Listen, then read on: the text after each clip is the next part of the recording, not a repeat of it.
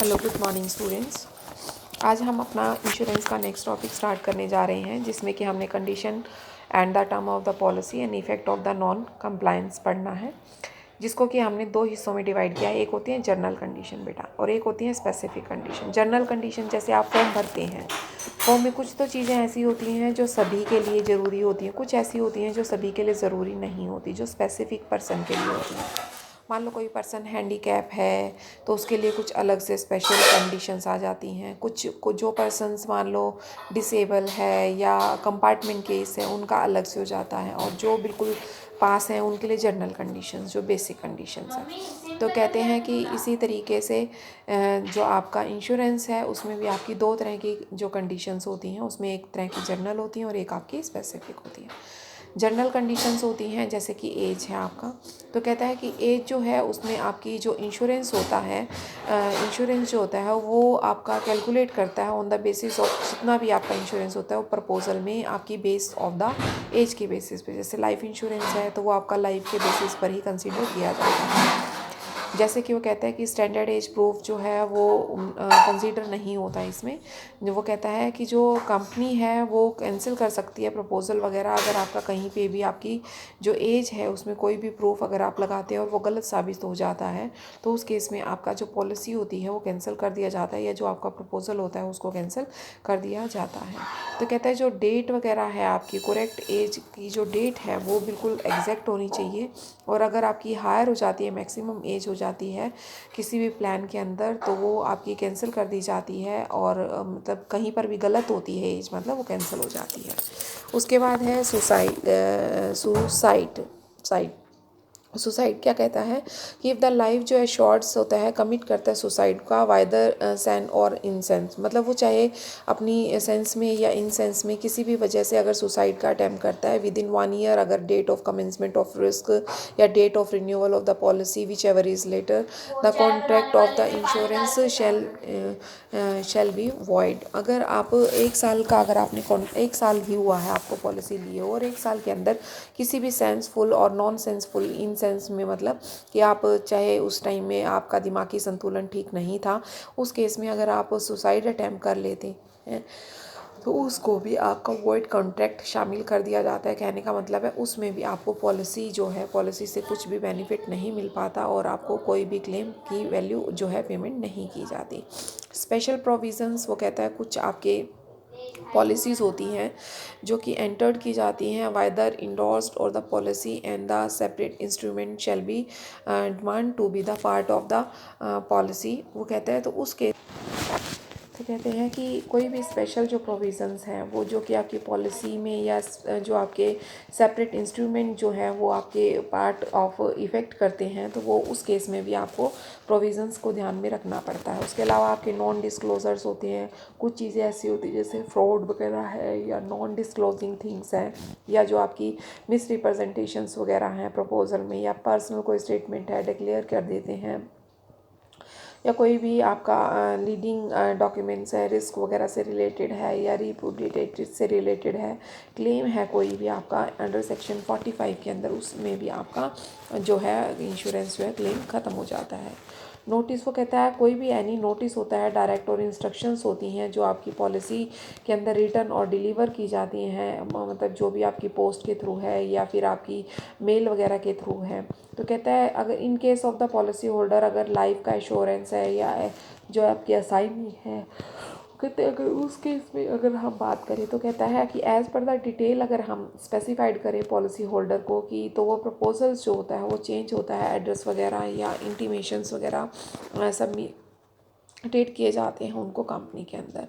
उसके बाद आपका आता है फॉर फीचर और कैंसिलेशन। वो कहता है फॉर फीचर वगैरह में क्या होता है कि वो जो उस मतलब अगर कोई भी प्रीमियम जो है वो नहीं पे किया जाता इफ़ किसी भी कंडीशन में पॉलिसी की, और चाहे वो कॉन्ट्रवेटेड पॉलिसी है, और if it is found to be incorrect, अगर स्टेटमेंट को कोई भी करेक्ट स्टेटमेंट नहीं पाई जाती और वो डॉक्यूमेंट कोई भी आप गलत उसके साथ अटैच कर देते हैं, तो सेक्शन 45 के अंदर जाकर आप इंश्योरेंस की पॉलिसी को वॉइड करार कर सकते हैं।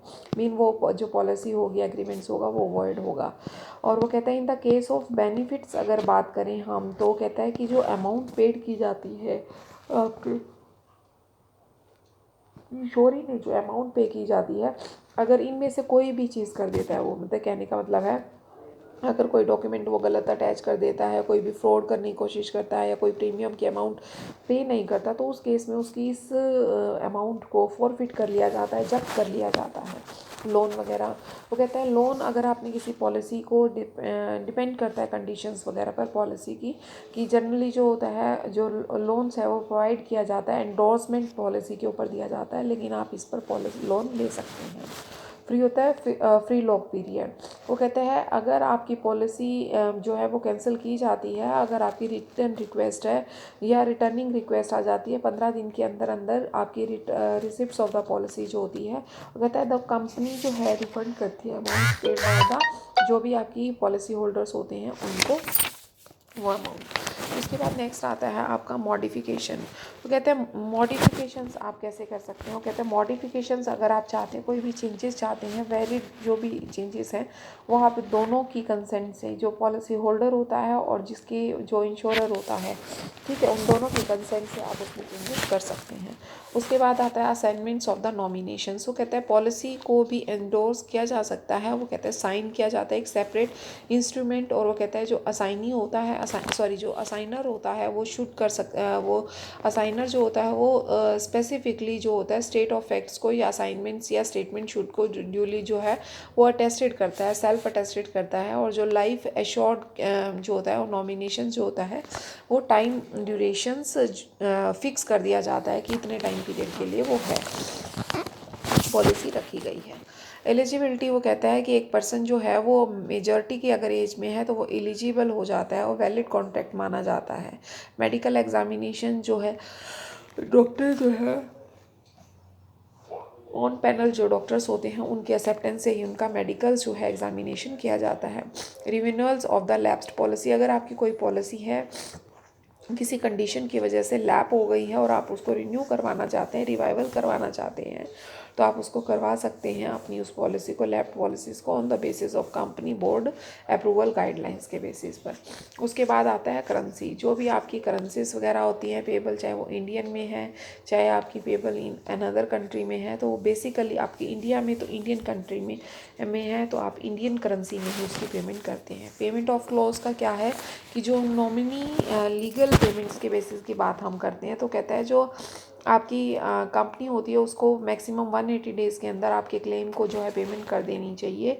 और किसी भी तरीके का कोई डॉक्यूमेंट है तो उसकी डिमांड भी वो कर सकते हैं कि इस डॉक्यूमेंट को आप दे दीजिए, जैसे कि कोई पर्सन की डेथ हो जाती है तो डेथ से, या किसी की मेडिकल कॉज से डेथ होती है तो उसका डेथ मेडिकल कॉज का, ठीक है, या पोस्टमार्टम की रिपोर्ट्स वगैरह से, या कोई एफआईआर है या इन बेसिस पर आप उनकी जो प्रॉपर सर्टिफिकेट्स हैं वो मांग सकते हैं। लॉस ऑफ पॉलिसी डॉक्यूमेंट्स, अगर आपकी कोई भी पॉलिसी डॉक्यूमेंट्स जो है वो लॉस हो जाते हैं तो आप कंपनी को उसी टाइम पर इन्फॉर्म करते हैं और रिटर्न रिक्वेस्ट देते हैं पॉलिसी होल्डर कि मेरा ऐसे ऐसे डॉक्यूमेंट गुम हो गया, और एक फ़ीस होती है, फ़ीस इशू जो होती है वो देकर आप अपने डॉक्यूमेंट्स को दोबारा से डुप्लीकेट डॉक्यूमेंट्स ले सकते हैं। ऑम्ब्यूसमेंट्स क्या होता है कि ऑम्ब्यूसमेंट के केस में ये होता है कि जब आपका कोई भी पर्सन या तो पॉलिसी होल्डर या आपका नॉमिनी जो है वो सेटिस्फाई नहीं होता है किसी भी कंपनी के डिसीज़न पर, तो वो अप्रोच कर सकता है इंश्योरेंस की जो एम्ब्यूसमेंट्स होती हैं, मीन जो न्यायपालिका होती है इंश्योरेंस कंपनी की, उसके अंदर वो अपनी वो उठा सकता है, आवाज़ उठा सकता है।